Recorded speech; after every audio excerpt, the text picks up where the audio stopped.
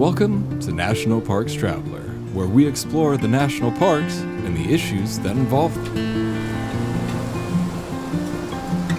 Mountain lions in California, in and around Santa Monica Mountains National Recreation Area, have many challenges they must overcome to survive. The species faces a continuous onslaught of threats, from poaching, disease, and poisoning to drought and wildland fires. But one threat tops them all: a fragmented habitat that prevents this stealthy and solitary creature from safely accessing the huge territory it needs to find genetically diverse mates. This is Kurt Repenchek, your host at National Parks Traveler. This week, the Traveler's Lynn Riddick continues her conversation with Beth Pratt from the National Wildlife Federation on what needs to be done to see that mountain lion population not just survive, but grow. Through the efforts of the Save LA Cougars campaign, tens of millions of dollars have been raised to date to build the world's largest wildlife corridor over the 101 Freeway in Liberty Canyon, west of Los Angeles. In this, part 2 of our two-part series, Beth outlines to Lynn more details about the crossing, which is estimated to cost between $55 and $78 million. A significant portion of the funding is coming from private donations pouring in from all over the world due to the public's increasing understanding of the benefits of wildlife corridors, both to wildlife and to humans.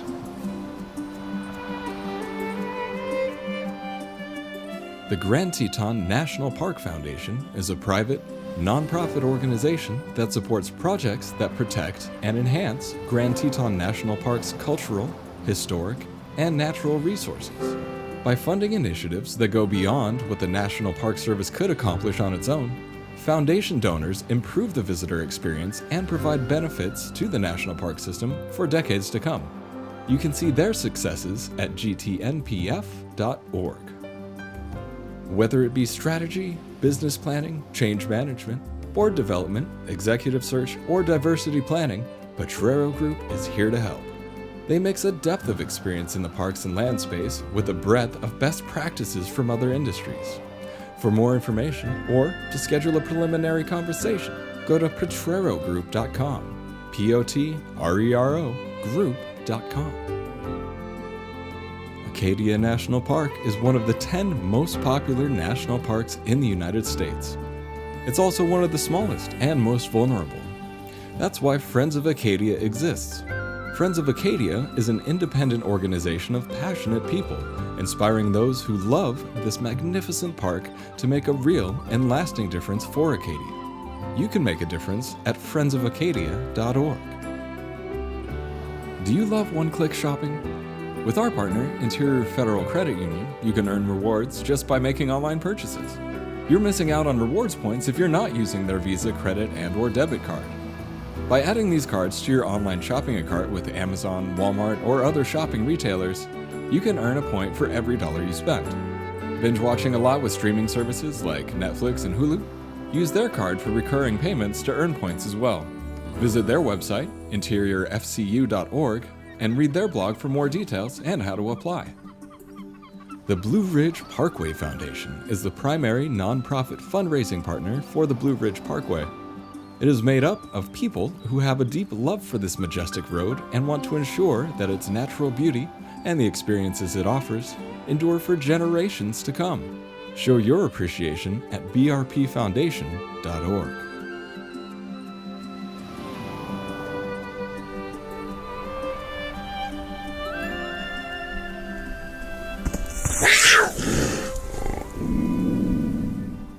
I'm continuing my conversation with Beth Pratt.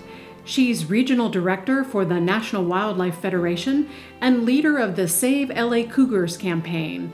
The organization recently received a major $25 million grant to construct a massive wildlife corridor over US 101 west of Los Angeles. The goal is to reconnect a fragmented habitat to protect the threatened mountain lion population and other wildlife living in the Santa Monica Mountains. Beth, you've said that the survival of the species depends on one thing, connectivity, because the disconnect or fragmentation of a habitat is a huge threat to wildlife. The area around the Santa Monica Mountains is a highly fragmented landscape. What are the particular challenges of that Southern California area for the mountain lion regarding high fragmentation? Yeah, Southern California is I think, a magical and misunderstood place. Some of the stereotypes are true. There's a lot of traffic down there, but there's a lot of open space in the Los Angeles area in Southern California, more so than you'd expect. You have the Santa Monica Mountains, which run right into Los Angeles, and right into Griffith Park. You have, if you're in Griffith Park, there's places you think you were in a Yosemite, right? It's just, there is wilderness in that park, and there's and it's also surrounded on the outskirts by open space, the Verdugos, the Simi Hills. And then you just go a little further north, you have, Angeles National Forest, you have Los Padres National Forest. These are, a couple thousand square miles of open space that connects to the rest of the state. So, I always like to stress there's not a shortage of open space down there. Were we like more? Sure. But, there's not a shortage. There is sustainable by the acreage habitat for mountain lions and other wildlife. But for animals like the mountain lion, which are very territory needy, what is the challenge? Well, in a word, it is our roads. It is traffic. You have, again, the stereotype that is true about LA, the traffic and the freeways. It's hard to explain to people elsewhere in the country, the LA freeway system. Listen, I'm from the East Coast, so I grew up driving in Boston and New York and DC. And sure, there's traffic there, but all of those cities fit in a little corner of LA. LA is huge in terms of distance and has, just more freeways expanding out into more distance than most cities in the US. So it compounds the problem, especially then when you add in the added population. So when we put these freeways in, we didn't know what we were doing. We figured, there's open space south of the 101, plenty of protected habitat, right? Who would know what that would do? But as we're seeing, open space needs to be connected. Fragmentation, especially for a creature as territory needy as a mountain lion, can really be the doom of populations, which is what's playing out in the Santa Monica Mountains.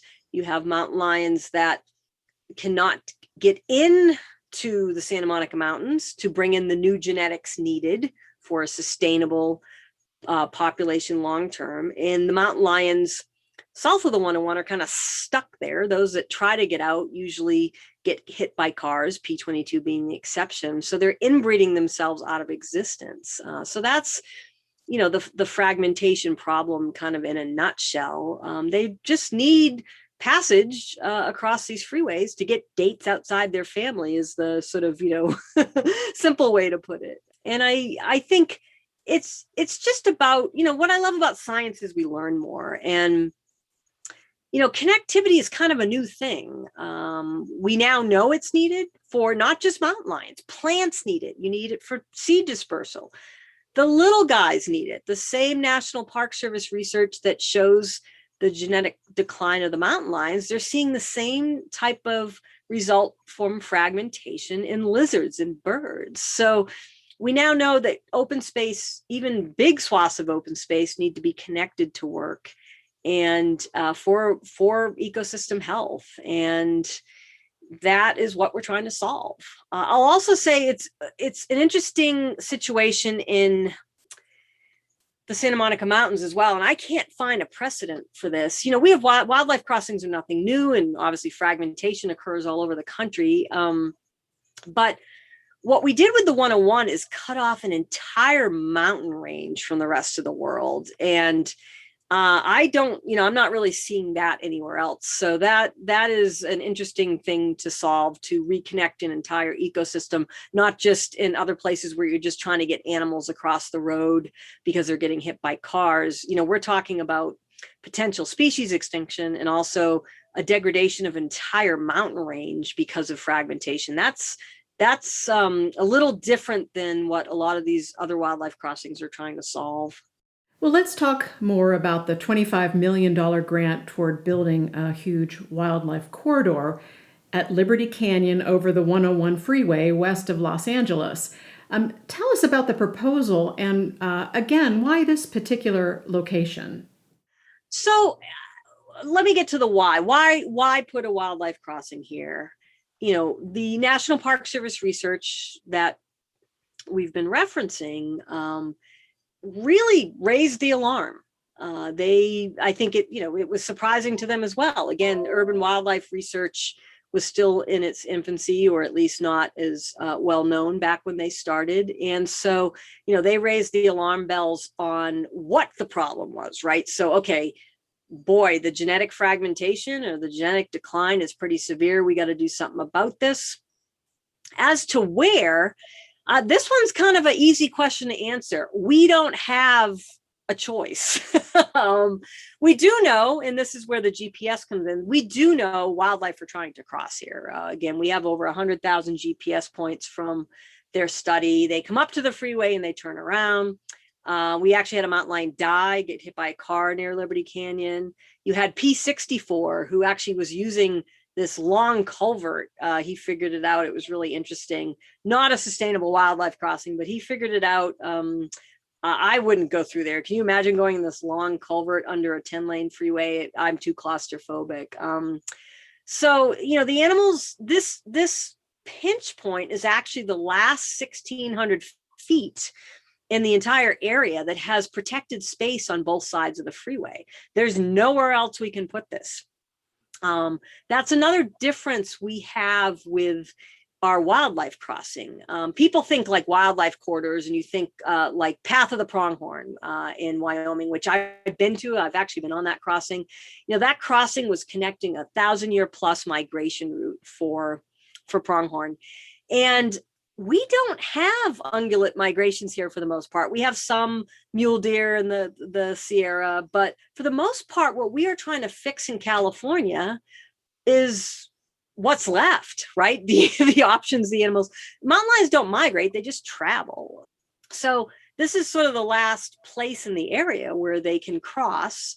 And so it was actually kind of an easy site selection. Having said that, this crossing is driven by science, and we had many reviews. We had wildlife crossing experts come out from all over the world to actually drive up and down the 101, look at if there were any other possibilities. And their conclusion in a report that was released a few years ago was, yep, best location for it, and an overpass is the best solution because it reconnects the ecosystem for all wildlife.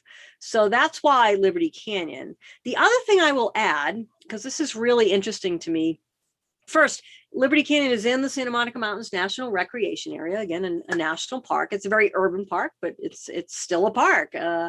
And what's interesting is the Santa Monica Mountains Conservancy, who actually owns some of the land surrounding the crossing, they started talking about wildlife corridors in the 70s and 80s, and actually had the foresight, even before we knew about crossings, but had the foresight to preserve the land on both sides of the freeway as a loose corridor. They kind of, their scientist, Paul Edelman, you just got to give him a lot of credit. He was really ahead of his time. So we wouldn't even have this option if it wasn't for their foresight and saying, maybe we should have some continuous open space, back then.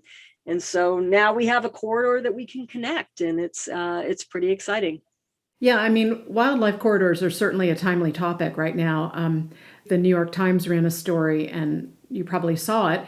They cited how environmentalists and transportation officials believe there's broad consensus on the benefits of animal crossings. And, maybe that's because of the emotions evoked when we see a mountain lion being hit by a car, or large animals, deers or bears, just panic-stricken and darting between vehicles as they struggle to cross a busy highway. So, what are your thoughts on that? Do you believe there is a consensus forming broadly? Absolutely. So my colleague at National Wildlife Federation, Mike Leahy, he has a great quote on that, which is, the time of wildlife crossings has come. And I agree with him. It's not that they haven't been around for decades and decades, especially overseas. The US is a little behind, but it's the public acceptance. And there does seem to be, my organization is very bipartisan. We work both sides of the aisle. And there does seem to be broad consensus around these. I have a few thoughts on why. One is, yes, it's the animals, right? I mean, we see roadkill all the time, and most of us do react emotionally to it. I mean, most of us don't want to see animals getting hit by cars. So I agree with you, there's that emotional reaction. I think another thing that makes wildlife crossings exciting, or at least, why people are really supportive of them, it's a real tangible solution. As somebody who's worked in conservation in the environment for most of my career, some of these problems we're trying to tackle are hard to give a concrete solution, like climate change. My God, like that one, it's not that it's not important and I work on it, but it's hard to outline, okay, if you do X, this will be fixed. Well, getting animals across the road, you build it, they cross it, you get to look at the cute photos and videos of the animals crossing it, you've solved the problem. So there's something really tangible and satisfying for people knowing there it is, the crossing's built and it's working. So I think, that's a piece of it as well. And then I also think there's this chance we can right a great wrong. Again, nobody was being malicious when we put our roadways in, but now that we know the problem, there's the chance to do the morally right thing. And I think people are responding to that as well. And I'd say what we found, especially around the Liberty Canyon crossing, is also how you talk about it. All the things that scientifically, using scientific language, are correct and important. This is about biodiversity, ensuring that it's about resiliency in the face of climate change and other challenges. Those are all true, but that's how I think as environmentalists we used to talk about these things for a long time. And it just doesn't resonate the same way about these mountain lions can't get dates or they're getting hit by cars. I think there's now a real shift in how we talk about these crossings to the public that has, we saw that with P22. They had been actually talking about doing something at the site for a while, but in those very scientific terms, and you need the science. But all of a sudden you get this lonely, dateless, last of his kind mountain lion trapped by traffic. And, every Angelino can relate to a, romance prospects being dashed because of 405 traffic. But yeah, this lonely mountain lion made it real for people all around the world about what these animals face in our urban areas. And that to me was the biggest game changer. And I think that's really translated really around the world and bringing a face to, this problem in a way that, all the sort of techie language in the world didn't. The Traveler is done reporting on the increasing awareness of the need of these wildlife corridors. And like you say, we're seeing more and more of them built in the U.S. and more plans to build them. And, not just overpasses, but tunnels and underpasses. And I mentioned in a previous podcast the work happening with the Great Smoky Mountains Pigeon River Gorge Wildlife Crossing Project in North Carolina and Tennessee. And I also mentioned the pretty spectacular $23 million land bridge that opened this year near my home in San Antonio.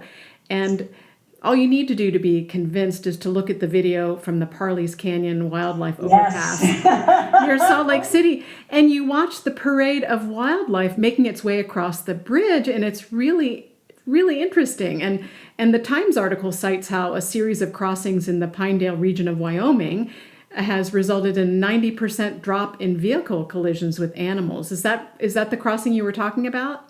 Yeah, I mean, so you hit on it. I mean, there's something so satisfying, and I've been to the Parley's Canyon crossing a couple times, and I was actually about to visit yours this spring. I probably will be going this fall, so I'll look you up. I really do want to see the San Antonio one. It looks amazing.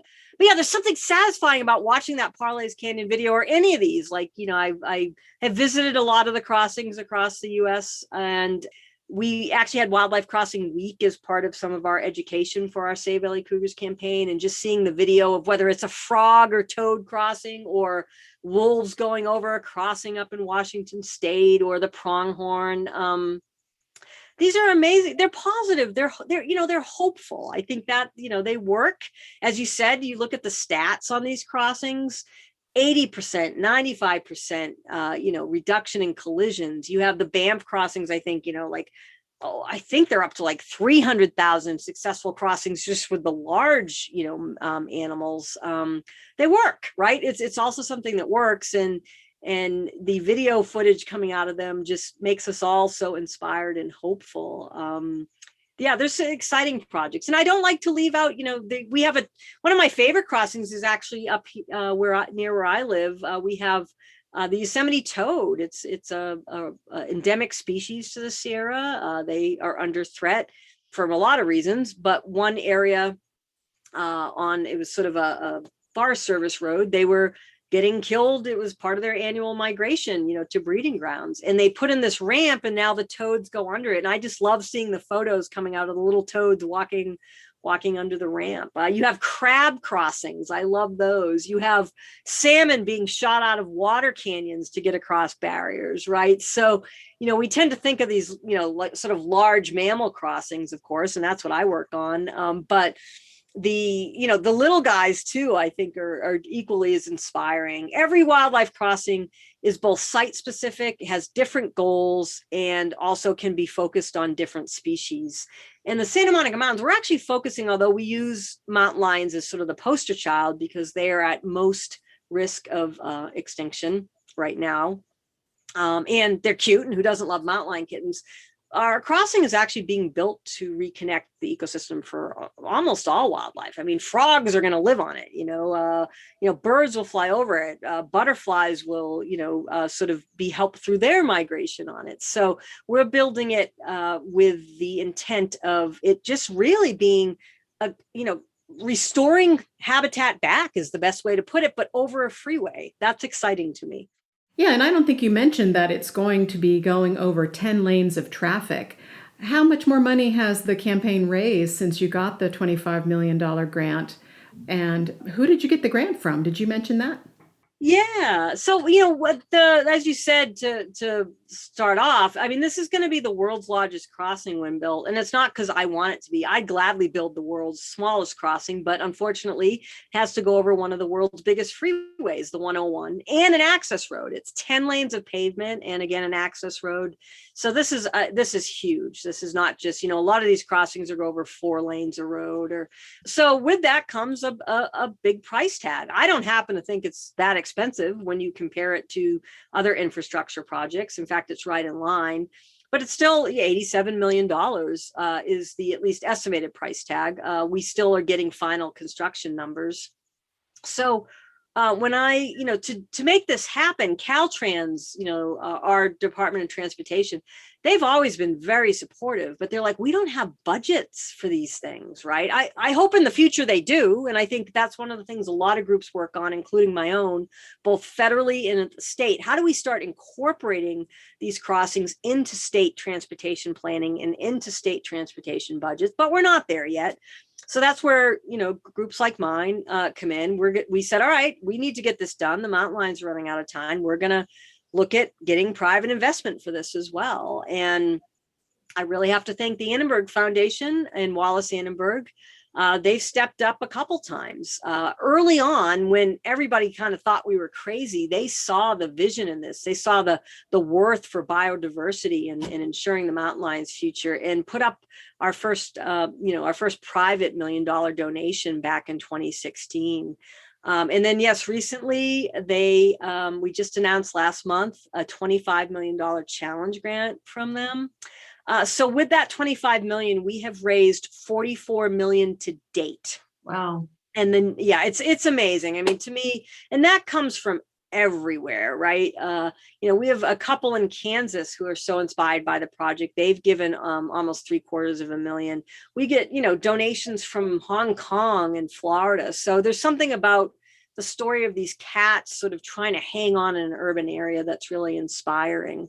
But to your question of how much we have left to go, so I'm just going to focus on construction right now. There is more to what we are trying to do, like the research that needs funding. But for us to break ground in November, we are looking at, with the Annenberg dollars, we need another 38 million to cover construction costs so that Caltrans can get going. There's no delays right now. They are finishing up blueprints and we'll have those in August, but we have to raise the remainder of the funds by the end of August to stay on track to put this out to bid and break ground this fall. So that's what I am spending all my time doing, securing the rest of the funds with my great team and the help of our partners. I do want to give a shout out to the partners. It takes a village, and we all play a certain role. The 5 key partners that literally kind of live and breathe this day to day that are making this happen is Caltrans. Obviously, it's their road. And again, they've been incredible. They're just like, we want to do this. Just get us the money. The Resource Conservation District of the Santa Monica Mountains, who assisted with the early sort of plans and early designs for the project. They also have incredible local knowledge on native habitat restoration. The Santa Monica Mountains Conservancy, who is the land agency that owns the land on both sides of the crossing, will actually own the land on top of the crossing. Again, if they didn't preserve the land on both sides, we wouldn't know. I mean, we wouldn't be able to do this. So, that their open space preservation was critical. And then the National Wildlife Federation, my own group, we one of the oldest and largest conservation groups. We were the last partner to come on in 2012, and we came on for the conservation guidance, the education, advocacy, outreach, all that. And then, of course, the fundraising, because all the other entities are government agencies. They can't fundraise. And then last but not least, and pertinent to your podcast, is the National Park Service. Again, this crossing is in a national park, the Santa Monica Mountains National Recreation Area. We wouldn't know we needed a crossing or that the mountain lions were in trouble if it wasn't for the almost 20 year research done by the National Park Service on mountain lions and other wildlife in the area. So, and they will obviously continue to do the research. I mean, that's one of the things that's going to be really amazing to see. We have all this data on what's wrong. We're going to put the solution in, and then we get to see how it works. So I know the National Park Service is really excited about continuing their research once we get this fix in, and then that will obviously lend data and guidance to other projects going in, which we're excited about as well.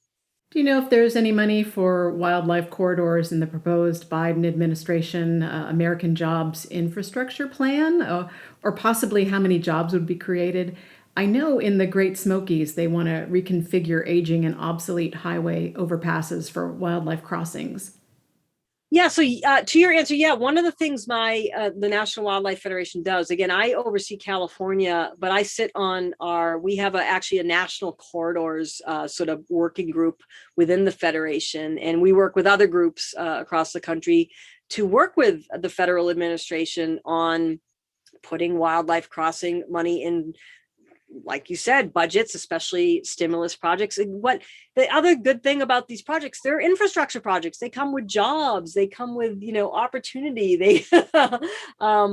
So yes, there is money designated in a number of initiatives on the federal level, or at least being lobbied to keep in for corridor work, for crossing work, for connectivity work, which is really exciting to me. Same here on the state in California. Right now, our state budget's being finalized, and the one of the proposals that we hope makes it all the way through is $230 million to the Wildlife Conservation Board for connectivity and crossing work. So I think that's exciting to me that, and this is playing out in other states too. The states are really seeing the worth in these projects. As we spoke about before, there's a lot of broad consensus with a few exceptions that these are good. These are good for wildlife. Obviously, they help wildlife not get mushed by cars, but they also help preserve ecosystems and natural areas. But they're good for people. I mean, if you just look at the safety issues with wildlife and people collisions, I think the data that, Ted Zoli's quote about $8 billion a year is spent in whether it be, damages from or, medical assistance for people as a result of wildlife collisions. And that's saying nothing about the damage it does to the animal as well. So you have benefits to people, at least directly, with less economic damage from collisions. But I like to think of it more as a benefit in a couple ways. One, I mean, if you're just someone who doesn't care so much about the wildlife, and these are, again, infrastructure projects that, some of the data points to the vast economic benefits. For example, Liberty Canyon, I mean, that's an $87 million project. Most of that's going to construction jobs and building, this structure. And Caltrans estimates, for example, like for every billion spent in transportation, 13,000 jobs are created. And a Florida DOT study found that for transportation projects, for every dollar invested, $4 of economic benefits results. So you also have this sort of straight, wonderful economic investment. And then I'll also say the last reason people should care, even if they don't love wildlife, is as everybody knows now, we are part of nature, and functioning ecosystems are essential to our health. We need to be preserving biodiversity and habitat for healthy ecosystems if we don't want another pandemic. I mean, we are disrupting a system to the point that are making pandemics more and more likely. And obviously, the next one we may not get off as easy. So I think it for me, it really hits home the connection between human health and the health of our wildlife and ecosystems, things like that. Wildlife crossings are part of a bigger picture of we need to fix these grave mistakes we made at disrupting ecological processes if we as people are going to have a future, as well as the wildlife. This is Lynn Riddick, and I'm talking California mountain lions with Beth Pratt of the National Wildlife Federation and the Save LA Cougars campaign. I'll be back with more after this short break.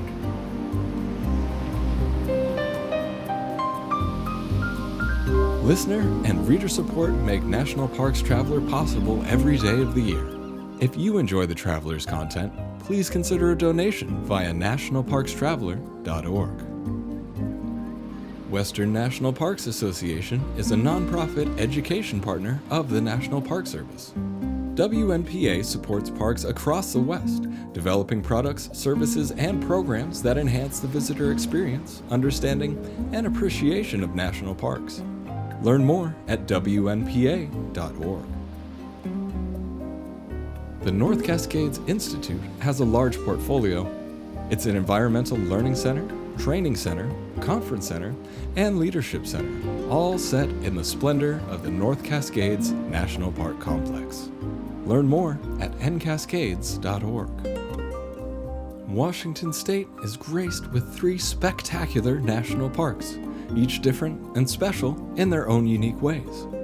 As the official nonprofit partner and the only philanthropic organization dedicated exclusively to supporting these parks through charitable contributions, Washington's National Park Fund has a mission to raise private support to deepen everyone's love for, understanding of, and experiences in Mount Rainier, North Cascades, and Olympic National Parks. Share your passion for these parks at WNPF.org. Nova Scotia. 8,000 miles of coastline dotted with colorful fishing villages, quaint coastal towns, and an abundance of scenic natural beauty. Home to 2 national parks, Cape Breton Highlands and Kejimkujik. Spend your nights under a canopy of twinkling stars. Spend your days exploring trails, beaches, historical waterways, and tons of cultural and recreational experiences. Visit novascotia.com today to start planning your natural getaway.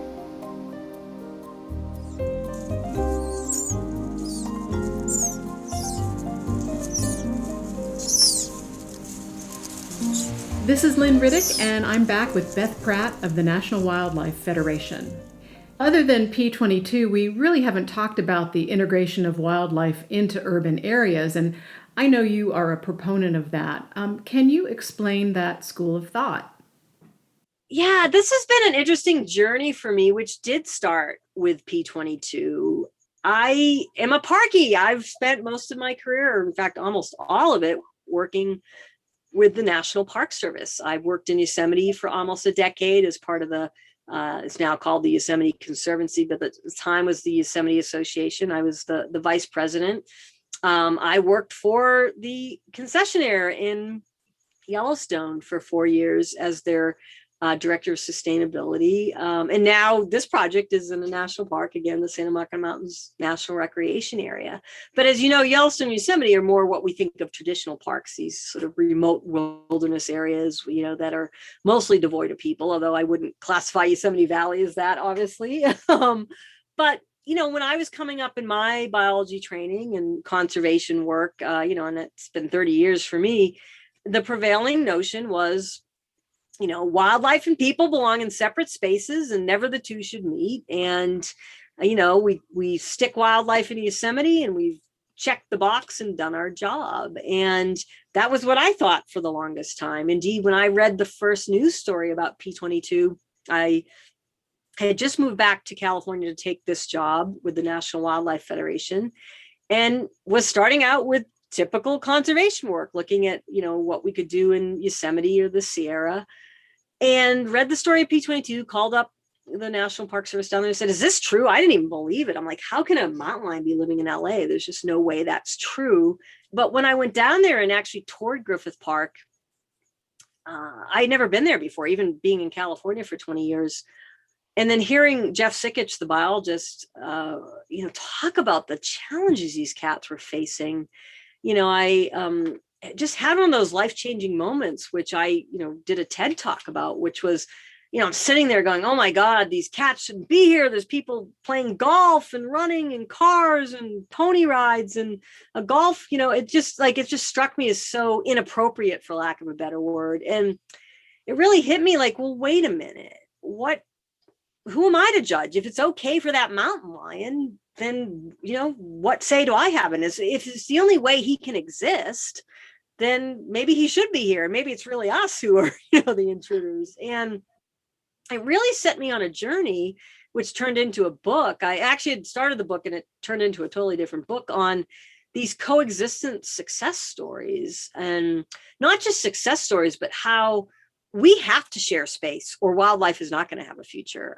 The number one threat to wildlife worldwide is a lack of habitat. And we're not setting aside any more Yosemite. So we have to find a way where wildlife can share our human spaces. And, I'm not talking about a mountain lion living in everybody's backyard, but, if mountain lions are passing through your backyard to get to other open space, then sure, why not? But, it's also about building relationships to wildlife, which is also a little, has been a little controversial, although since I've started, I think it's gained more widespread acceptance. I mean, we weren't allowed to name animals or even talk in the conservation field. You couldn't even talk about, specific animals or individual animals or even species. It was all about large landscape large landscape preservation. But, I think that was one of the biggest failures of environmental groups, including my own. Don't anthropomorphize. Don't let people get too close to animals. Well, then how are they going to love them? How are you going to build relationships? And we are animals. And actually, I think anthropomorphizing is fine. And science is now showing us we have a heck of a lot more in common than animals than we thought, that they do have rich emotional lives. They're individuals.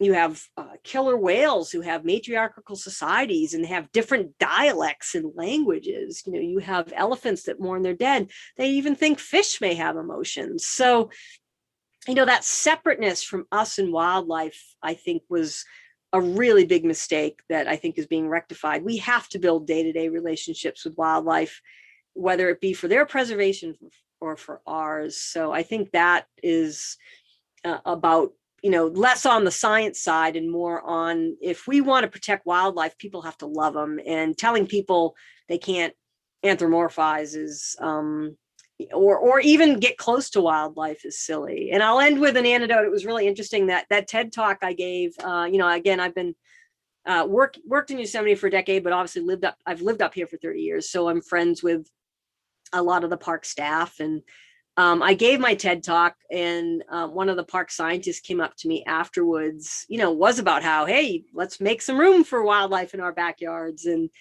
it's okay if a mountain lion lives in a city. And she came up to me and said, oh my God, Beth, that talk was on everything I have spent my career trying to prevent. My God, I mean, they've done studies, like wildlife is more stressed in cities than other areas. And I'm like, well, I'm more stressed in a city. I mean, who isn't, but it's not about that. It's about wildlife needing those choices. And obviously they're surviving. P22 isn't unhappy. I don't think he's sitting in Griffith Park longing to live in a Yosemite. It's more about our hangups and the wildlife. The wildlife have shown they're fine with adapting, because who wouldn't? We would do it too if it's our only shot at life. So I think a lot of this is more about our preferences and less about what the wildlife needs. So it's been, I think, really inspiring and such a great development that is catching on, not just with scientists, but with the public. And I think the pandemic was a great example of that. People love, they couldn't go anywhere, and connecting with their backyard wildlife was something that it just gave me really joy to see how people were doing that as a way to get through a challenging time.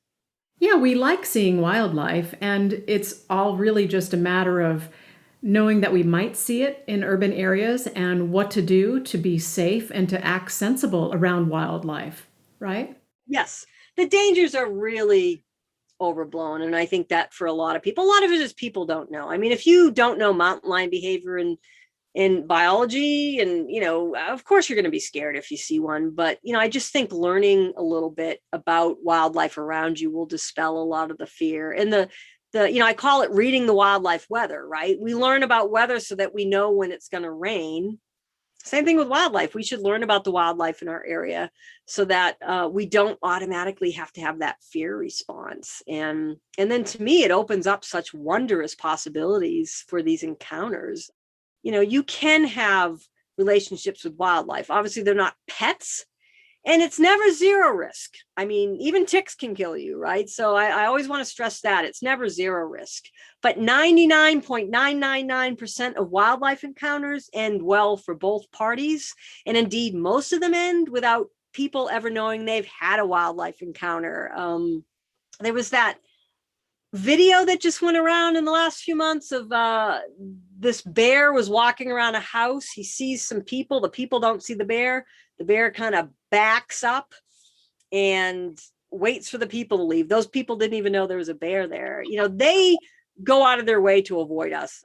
The vast majority of wildlife is not waiting in a tree ready to pounce on us at all. So I just think more education around that could help us have better experiences, keep the wildlife safe, but also open us up to, there's something magical about these encounters. When I've seen bears in the wild and mountain lions and, any number of animals, wolves, they're just such incredible soul satisfying experiences. And I want that for everybody. I don't want people to come into these situations. You should come into them with respect, but I don't want them coming into them with fear, because there's very little of fear. Tell us about the Save LA Cougars campaign, and was that what ignited this grant for the corridor? Yeah, so I named the partners for this wildlife crossing: National Park Service, Santa Monica Mountains Conservancy, Resource Conservation District of the Santa Monica Mountains, Caltrans, and then the National Wildlife Federation was the last partner to come on board in 2012. And what this came down to was two things that needed to happen for this crossing. One was you needed the public support. It is a public project. It's going across a public freeway. So of course that is subject to environmental review and public comment. And it also needed money. Caltrans was like, yep, we'll do it, but we need the money. So the other partners I named, they are all government agencies and can't advocate, and nor can they fundraise. So that is the role my organization and myself and my team fulfill, was both getting the public support through our Save LA Cougars campaign and getting the funding. And we took a different approach. I mean, and I'll tell you, even my own organization at first was like, you're running around with a cutout of a mountain lion and talking about finding mountain lion dates. I mean, some of the scientists on our staff were, thought it was, heresy, and I some of them probably still do. But it's the public engagement and getting people excited about this in a way that was less about the science, which of course we need, and more about wanting to preserve something that they loved. And that's, I think, where P22 came in. So yes, the Save LA Cougars campaign is what is funding this. And obviously all the partners help with support, but we that is what is bringing in a lot of the dollars. And the Annenberg is one of the biggest, I'll tell you, it's the biggest donation to our organization in its history. And we've been around since 1936, I think. But obviously it was a huge boost to the campaign and got us to over 50% funded, which is the criteria for a lot of other organizations to give. So yeah, that's been really, it has taken over my job here. I mean, and technically as the regional executive director for California for the National Wildlife Federation, I technically oversee a lot of conservation work, but really this has become such a monumental project. I've been spending almost all my time on it. So it's been with our team getting the public support, which it passed environmental review with flying covers and passed public comment. And now it's getting the rest of the funding in. And yes, the Annenberg, I cannot thank the Annenberg Foundation enough for just really being a leader in getting us really close to the finish line. Well, Beth Pratt, thank you for your time. Your enthusiasm is infectious, and I hope the Mountain Lion fan base there continues to grow.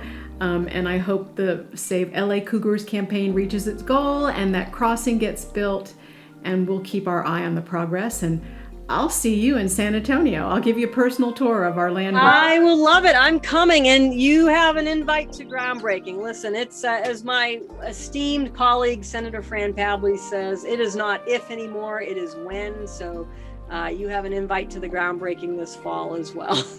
Oh, thank you. That's our show for this week. We hope you enjoyed it. In the weeks ahead, we'll be visiting Mammoth Cave National Park and learning more about the historic structures at Delaware Water Gap National Recreation Area and how many can be saved. For The Traveler, this is Kurt Repenchek. See you in the parks. The composers and musicians at Orange Tree Productions have created a unique collection known as the National Park Series that has grown to include more than 30 CD titles.